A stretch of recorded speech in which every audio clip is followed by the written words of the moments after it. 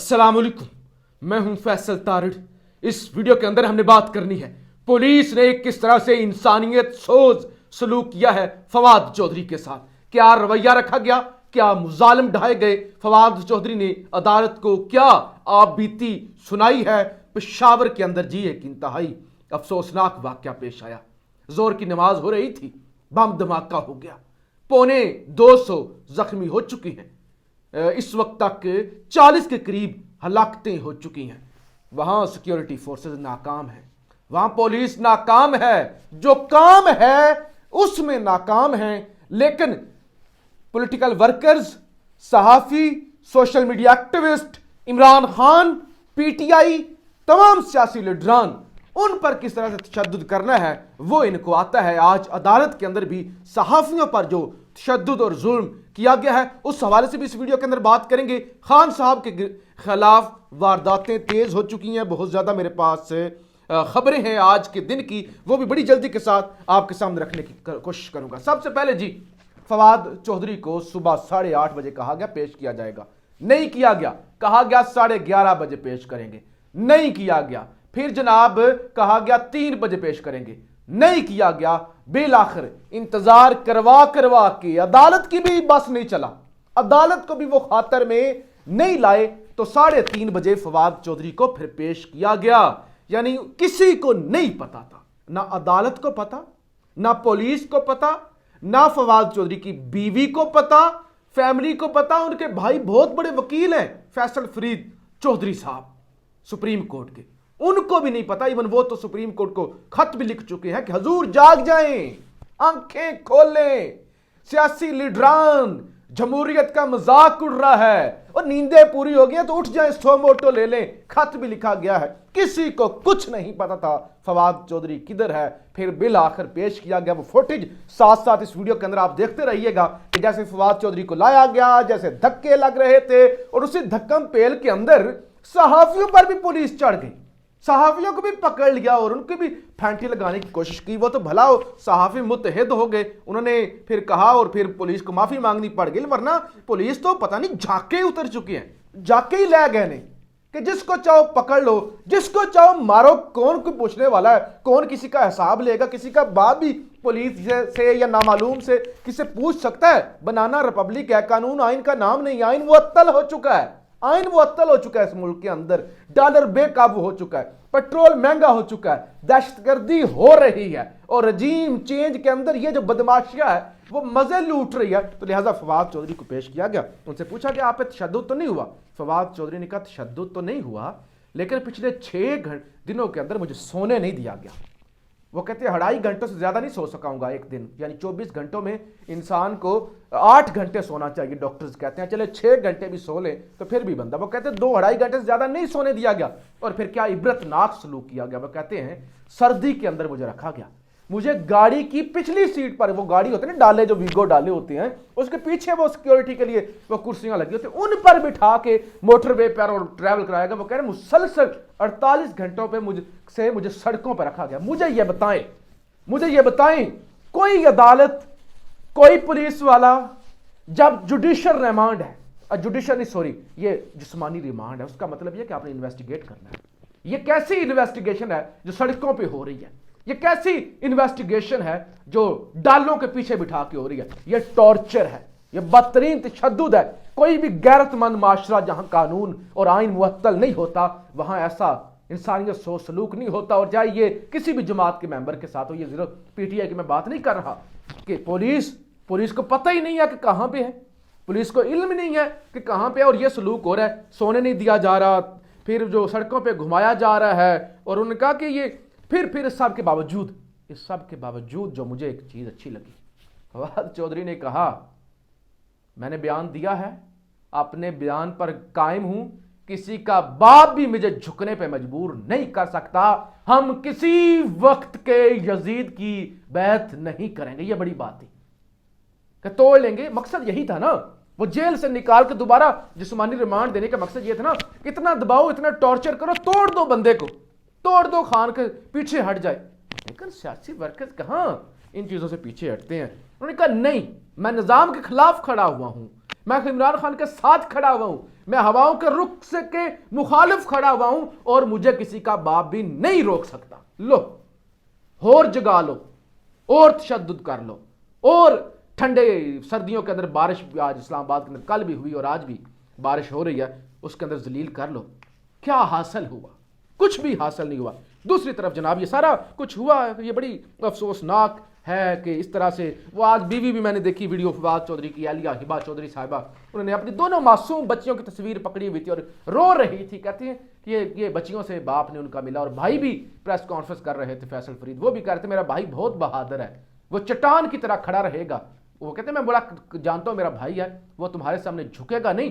اگر تم سمجھتے نا کہ وہ جھک جائے گا تو وہ تمہارے سامنے کبھی بھی نہیں جھکے گا. اب نمبر 1 بڑی جلدی سے میں نے پشاور دھماکے پہ بات کر لوں, پھر آپ کے سامنے خبریں رکھوں گا. اور بھی زور کی نماز کا وقت تھا, مسجد کے اندر اچانک بلاسٹ ہوا, 1000 کے قریب نمازی نماز پڑھ رہے تھے.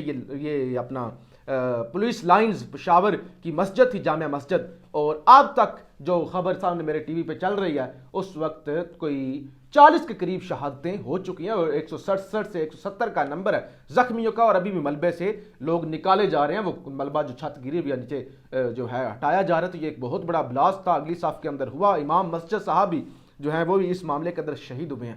لیکن یہ دھماکہ ہو گیا, افسوسناک ہے. ایک ٹویٹ میں نے دیکھا گریدہ فاروقی کا. گریدہ فاروقی کہتی ہیں, جو ایک خاص طرف اشارہ کرتی ہیں, کہ یہ دھماکہ ہو گیا ہے, اس سے یہ لگتا ہے کہ الیکشن تو اب نہیں ہوں گے. اور پھر کچھ اور صحافیوں کے کچھ دوستوں کے ٹویٹ دیکھے, یہ لکھا ہوا تھا کہ یہ توجہ ہٹاؤ. میں ایسا نہیں کرتا, کہتا جو بھی ہوا افسوسناک ہے, دشمن اس کے اندر ملوث ہے. لیکن ایک خاص طرف گریدہ فاروقی نے اور کچھ دیگر لوگوں نے اشارہ دیا. انہوں نے کہا نمبر 1 تو توجہ ہٹاؤ, ساری توجہ میڈیا ادھر لگ گیا. نمبر 2 گریدہ فاروقی نے کہہ دیا کہ ان حالات میں الیکشن تو نہیں ہو رہے کے پی کے اندر. اگر اتنا بڑا بلاسٹ ہوگا, شہباز شریف صاحب بھی پہنچ گئے جو کہ بہت اچھی بات ہے. شہباز شریف صاحب پہنچے, گورنر صاحب پہنچے, پہنچنا چاہیے. سیاسی قائدین کو کھڑے ہونا چاہیے اپنے لوگوں کے ساتھ. خان صاحب کو ظاہر ہے وہ بیمار ہیں, نہیں جا سکتے, لیکن پی ٹی آئی کی قیادت باقی محمود خان نے اعلان کر دیا کہ خون کا احتیاط دے. اور مجھے جتنے بھی کے پی کے سے لوگ دیکھتے ہیں, مجھے بڑی تعداد میں خیبر پختونخوا کے بہادر ہمارے بھائی دیکھتے ہیں, تو میری آپ تمام لوگوں سے گزارش ہے کہ کوشش کریں کہ اگر آپ بلڈ دے سکتے ہیں, خون دے سکتے ہیں, آج اپنے بھائیوں کی زندگیاں بچا سکتے ہیں تو آگے بڑھیں, ان کی زندگیاں بچائیں, خون کا احتیاط دیں. اور کچھ نہیں ہوتا, خون دینے سے کوئی بندہ نہیں مر جاتا, کسی کی زندگی بچانا یہ سب سے بڑا ثواب کا کام ہے. تو یہ لوگوں کی مدد کریں. تو یہ جناب ایک خاص طرف اشارہ ہو رہا ہے کہ اس وجہ سے بھی یہ شاید توجہ ہٹاؤ پروگرام ہے, یا کوئی امریکہ کی کوئی معاملات ہیں, کوئی دہشت گردی کو کچلنا ہے, یا کیا کرنا ہے, اور یا پھر الیکشن ڈیلے کی طرف معاملہ جا رہا ہے. اچھا جی, یہ تو ایک ہو گیا. زرداری نے خان پر جناب آج نوٹس بھیجا ہے خان کو, اور کہا ہے کہ 14 دن کے اندر مشروط غیر مشروط معافی مانگو, اور ورنہ 10 ارب ہرجانے کا کیس کروں گا. لیگل نوٹس بھجوا دیا گیا ہے عمران خان کو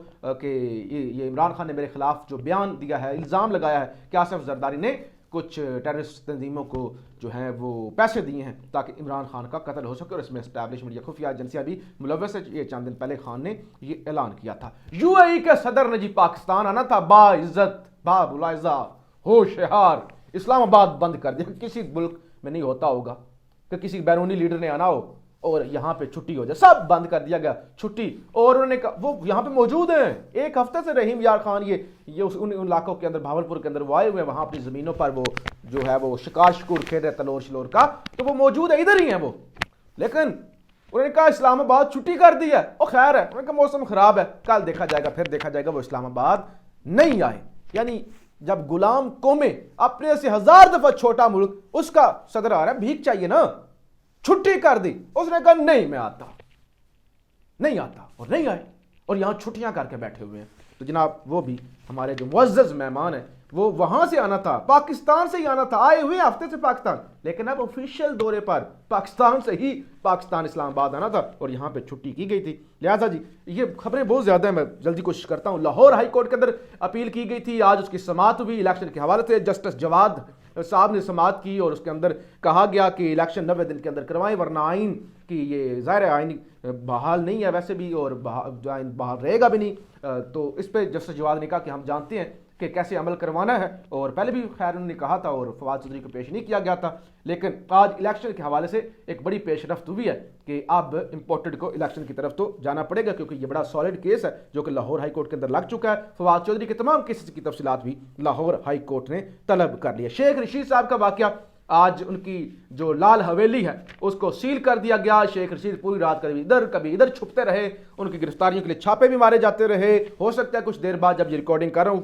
وہ کریں پریس کانفرنس بھی شیخ رشید صاحب، لیکن ابھی یہ خبر آئی ہے کہ انہوں نے لاہور ہائی کورٹ کی جو پنڈی برانچ ہے وہاں پہ کیا تھا اپلائی، تو ڈی سیل کر دیا گیا ہے لال حویلی کو، اور ڈالر آج مزید 7 روپے مہنگا ہوا ہے کچھ پیسے، اور 270 روپے کا اب $1 ہو چکا ہے۔ اور یہ ہے امید سحر، وہ جو امید سحر آئی تھی، آپ کو یاد ہوگا، امید سحر آ گئی ہیں لاہور، تو اب ہر چیز بہتر ہو جائے گی۔ شاید خاقان عباسی بھی جناب حکومت سے ناراض ہیں، بلکہ مریم نواز سے ناراض ہیں کہ مریم نواز کو جو چیف آرگنائزر لگایا گیا تو ان سے وہ مشورہ جو ہے وہ نہیں کیا گیا۔ تو یہ جناب معاملات ہیں، بڑا افسوسناک واقعہ پیش آیا ہے، اور انتہائی میں کہتا ہوں کہ یہ جب ہمارے اداروں کو ریاستی اداروں کو جس میں ہماری خفیہ ایجنسیاں ہیں، لوگوں کو اٹھا لینا ہے، کپڑے اتار دینے ہیں، ساری اطلاع رکھنی ہے، کون سیاستدان کس کے گھر سے نکلا ہے، کس کے گھر میں گیا ہے، ریکارڈنگیں بھی کرنی ہیں، لیکن یہ سیکیورٹی ایجنسی کی آج